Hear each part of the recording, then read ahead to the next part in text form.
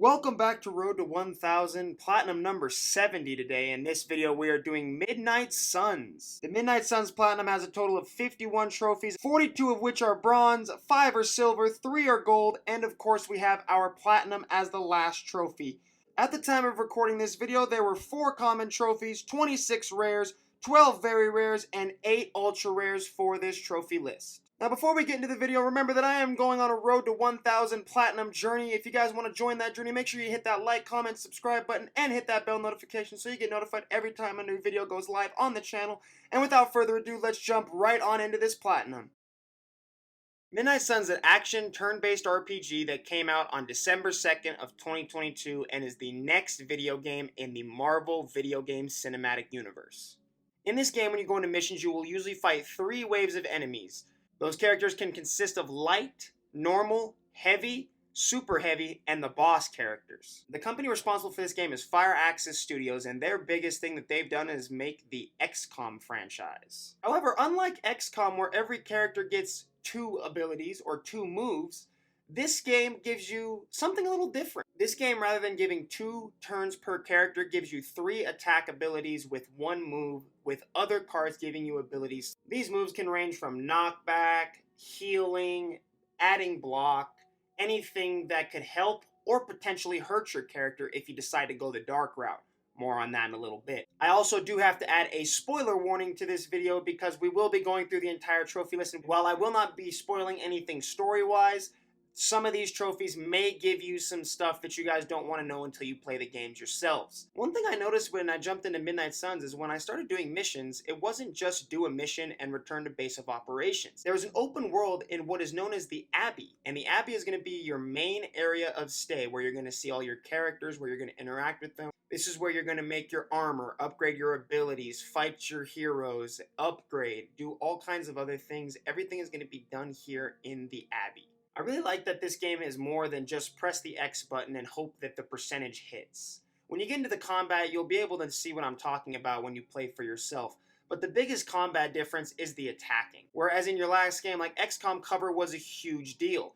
Where if you were behind cover, it was harder to hit the enemies or they were harder to hit you. Whereas Marvel's Midnight Suns doesn't really have this feature. Marvel's Midnight Suns actually takes this feature and turns it on its head by actually allowing you to use the environment to your advantage, making cover non-existent and not really necessary in this game. And I gotta tell you, it really does work with this game, and it helps the game a lot. It's cool to see people like Wolverine, Ghost Rider, and Spider-Man throwing all kinds of environmental objects at enemies throughout this game, and it never gets any less satisfying. The open world, however, is where a lot of the collection-based trophies are going to come in. This is where you're going to have to find your flowers, each different type of object. Surprisingly, however, you do not have to find all the faded journal or the pages that are scattered around the Abbey, even though I did do that. I found every single page as well as got every hero to level 5, except for Iron Man. I'm so sorry, Iron Man. Also, a lot of the trophies consisted of doing club meetings after the event. You had an option of picking a character to join a hangout with, or there would be an option of 3 side quests. Each side quest focuses on a different group of characters. One of the side quests that you can get after mission is for something called the Shop. That side mission will focus on your relationship with Spider-Man, Ghost Rider, and Iron Man, while another side mission, such as the Emo Kids, will focus on your relationship with the Midnight Suns. It really gives you the opportunity to really explore and hang out with each one of these Marvel characters. I know I found myself hanging out more with characters that I had never met before. Characters like Magic, and even characters that I didn't know as much about as I'd like to. Characters like Blade, Nico.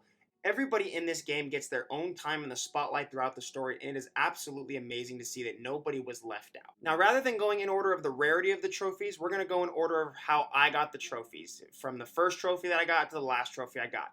And I'll explain to you guys a little bit about each one and how difficult it was to get each one of them. I also want to point out before we start this platinum run that there are no missable trophies in this game. Once the campaign is over, it sends you back to the Abbey, and you are more than welcome to grind as many crazy about these trophies. Moving on. The Wilhelm Scream was actually one of the trophies that I tried to go for very, very early on. Once I found out how to use Ghost Rider and his Hellmouth abilities, it was really, really easy to get the Wilhelm Scream challenge taken care of. I got it done on the second mission where you have to defend the chopper. One thing I will say before we move forward in this platinum list, any attack-based trophies, the earlier you get them, the better you will be for the platinum. The next trophies that I got on the list were trophies such as Are You on Superlink, Might Need Pockets, and Make a House a Home. All you had to do for the trophy Are You on Superlink was raise your max friendship level up 1. The trophy Might Need Pockets is even easier. All you have to do is craft one item in the combat facility. Same goes for Make a House a Home. The only thing you have to do for Make a House a Home is to purchase one item inside the shop. Most of the stuff in your room costs around 50 to 100. It's pretty simple to buy one item, making this trophy really, really simple. This trophy Dream Team might have a little bit more complication to it depending on when you do it in the campaign. This trophy requires you to get a kill on a boss with the Hero Team Up card. I absolutely love these cards. Hero Team Up cards are cards that will appear throughout the game where you and another hero will team up to attack the same person. This next one I will say is definitely the trophy that gave me a lot of grief. I will still agree that doing this trophy earlier on in the game is definitely the way to go because of the health increase after Act 2. However, this trophy is going to take you a few tries regardless. In this trophy, you must make it through an entire general mission without taking any damage. Now, the easiest way to do this is to have characters that give you a lot of block. This trophy is definitely one of the harder ones on the list and one of the more tedious ones, but it still didn't give me as much trouble as I thought it would. It only took me about 45 minutes to get. These are also all trophies that you should get throughout the campaign.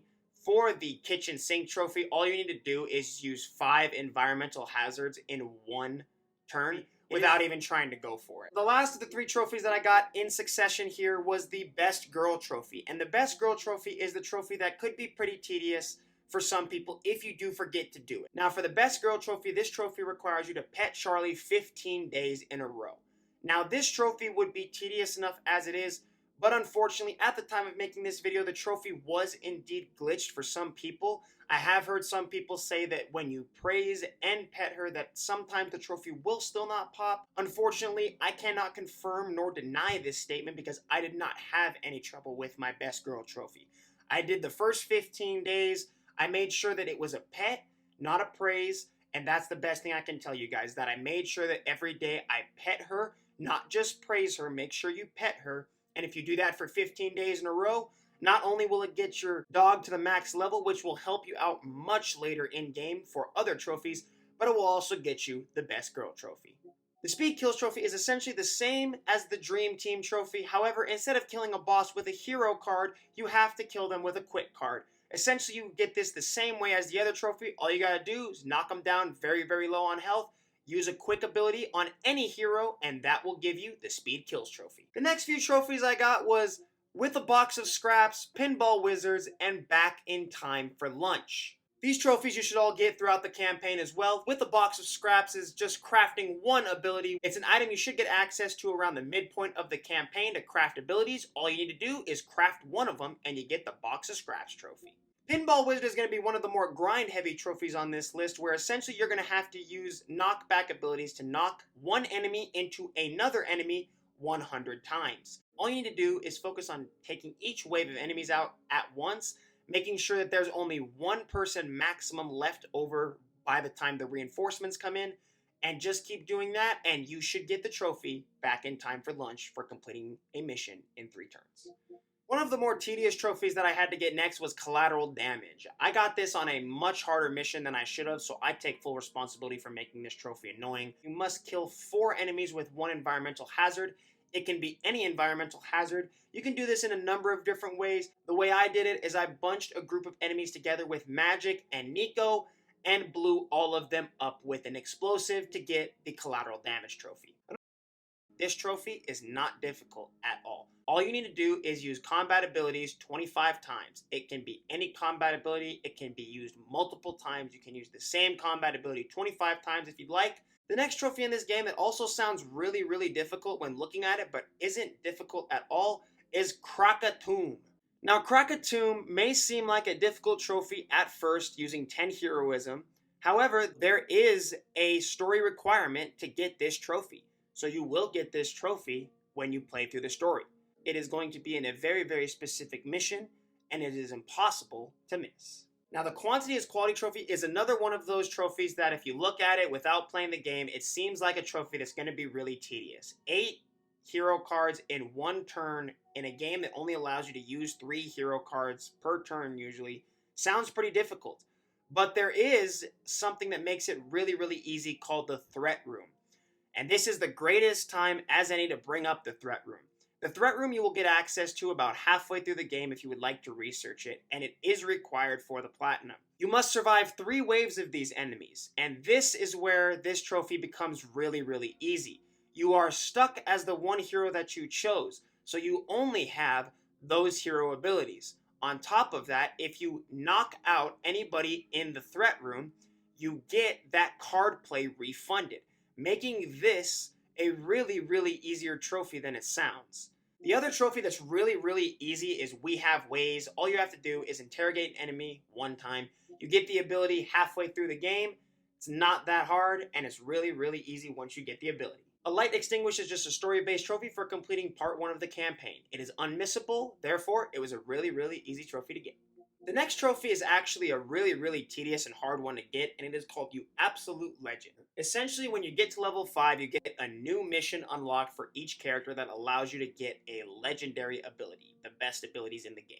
All you have to do is complete one of these. It sounds a lot easier said than done because each of these missions will have a little bit of a puzzle to them. However, what makes this difficult is that each card can only be used one time, meaning that not only do you have to use your cards sparingly, but you have to use each card the correct way, or you will not be able to complete it. The next trophy that I got on the list was Did We Just Become Best Friends? This trophy is pretty straightforward. All I had to do was get level 5 with any friend. The next trophy on the list I've actually heard some people are actually having trouble with is called Unrequited Love, and this is to pet Ebony on 4 separate days. Essentially, this is a potential glitch trophy just like the Charlie one. However, I also got really lucky with this one and didn't have any issues getting this trophy. For the Keymaster and Friendship is Magic trophy, they're pretty self-explanatory. For Keymaster, all you have to do is open 25 chests scattered around the Abbey. This becomes much easier if you raise your Arcane level, as the higher your Arcane level, the more chests you can open. And once I got my Arcane high enough to open common chests for free, I ran around the Abbey, opened up a few chests, and the trophy popped. The next trophy is Friendship is Magic, and this trophy you should get throughout the game as long as you're being a friendly person to everybody. The next trophy on the list I got was Shining Light, which was the trophy for maxing out my light level. I got it a lot quicker and a lot faster than possible. But while this trophy was very easy, it was the Darkness trophy for me that took forever. This is another story-based mission that you shouldn't miss because around the halfway point of the campaign, you should get the ability to add mods for super cheap to your cards. All I did was apply 10 mod abilities to my Hunter, and I got the trophy. And the final trophy in part 2 that I got was Big Mad. This is another trophy that you get for beating the second part in the game. This is the halfway point. The next trophy I got in the game was Extracurricular Activities and Big Guns. These trophies should also be trophies that you get throughout the story, even though I've heard the Extracurricular Activities trophy can potentially glitch out on some people. However, the Big Guns trophy is very, very self-explanatory. All you need to do is use 3 legendary abilities. And once again, I do have to add a spoiler warning here because the trophy did pop on a little bit of a spoilery screen. So if you guys don't want any spoilers, I will put a little timestamp in the bottom corner to where you guys can skip right ahead to avoid any spoilers. Now, towards the end of the game, I got to the last mission, and that's when I started doing my trophy grinding. This is where you'll start getting trophies like Spread the Pain and Cape of Many Colors if you've been keeping up with all the heroes. Because, spoiler alert, you cannot get the Hulk until much, much later in the game. He is the last hero that you will be waiting on for quite a while. Even after you get other characters, you will be wondering why you haven't gotten this trophy to pop yet.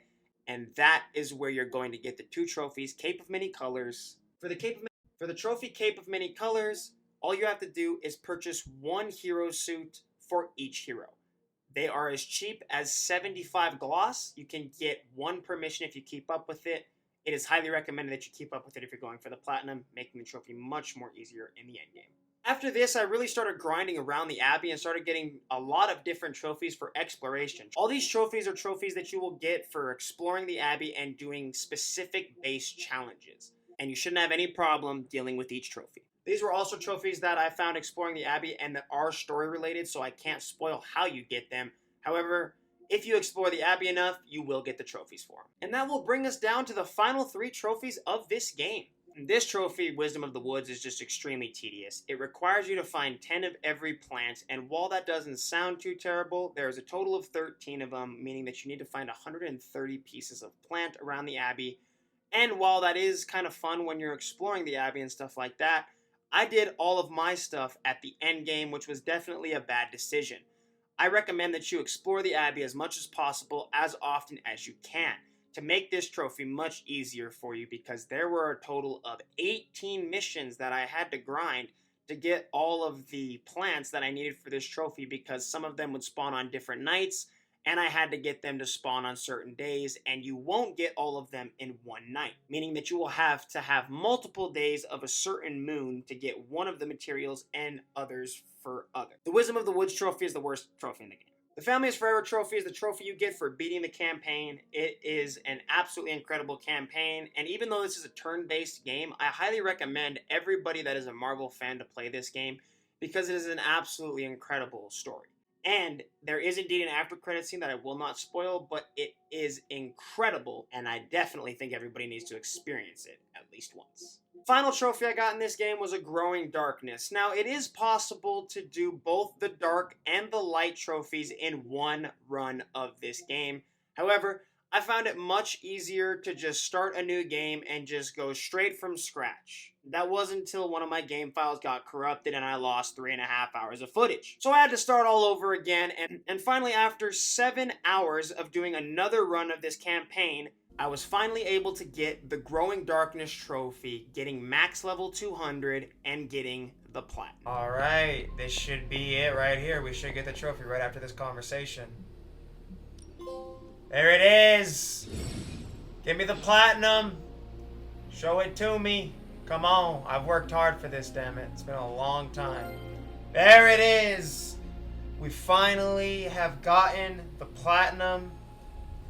Mission accomplished. The trophy list for this game is actually much easier than I thought it was going to be, and it's a lot of fun for a game that is a turn-based game. I know turn-based games are not everybody's cup of tea, but I think this is a game that everybody can definitely find something to enjoy in, and I had a lot of fun with this game, and I highly recommend it to everyone. With these new style of videos, guys, I'm going to be doing one thing at the end of my videos that's going to be a little different. I'm going to do my favorite trophy to run for, my least favorite trophy to run for, and what I rank the platinum, scale 1 to 10. The hardest trophy in this game by far is Wisdom of the Woods. Wisdom of the Woods is an extremely tedious trophy. If you don't know about the certain material that spawns on a certain moon night, it can be extremely tedious to figure out where this kind of material spawns and where you have to go. Most likely you're going to be roaming around a lot before you finally give up and just look online to see how people found this last piece of material. My favorite trophy to get in this game was Family is Forever. Now, while that may seem like a cop-out answer, I specifically chose this trophy as my favorite because of the story. This story is absolutely incredible. It is right up there with Spider-Man, with its story, with its characters, with its feels. It absolutely nails every check mark that it needed to, and absolutely requires the attention of anybody that is a Marvel fan. This game is absolutely incredible, and that is why my favorite trophy to get in this game was Family is Forever. This trophy list gets a 7 out of 10. If you guys are new to the platinum hunting scene, this is definitely a game that you can get the platinum for without having too much trouble. But if you're also one of the platinum hunters like me, or anybody else who's been doing the platinum hunting for a while, this is still a very enjoyable platinum trophy end game to go for. There's a great story to it, the gameplay is very enjoyable for being a turn-based RPG, and the trophies, while some of them may be a little tedious, it is definitely not going to make you pull your hair out. And that is going to do it for today's Platinum Run and Review, guys. I hope you guys really enjoyed it, and I hope you guys think about picking up Midnight Suns, because it is an absolute blast of a game to play. My next game is going to be Transformers Battlegrounds. It's another turn-based RPG, but after that one, we're going to be jumping back into Horizon 1, Horizon 2, and Ghost of Tsushima to start out the year. But I wanted to finish out the year with something a little smaller, something to round out the year. That way I didn't have to take up all my holidays doing the video, and I could still spend time with my family while making a video for you guys. So the Transformers Battlegrounds video will be out next Saturday. I hope to see you guys then. And as always, this is your boy, the Miracle Man. And I will see you guys in the next video. Peace. Make me happy, and I don't think you have a clue what could that be. They tell me that I'm never gonna make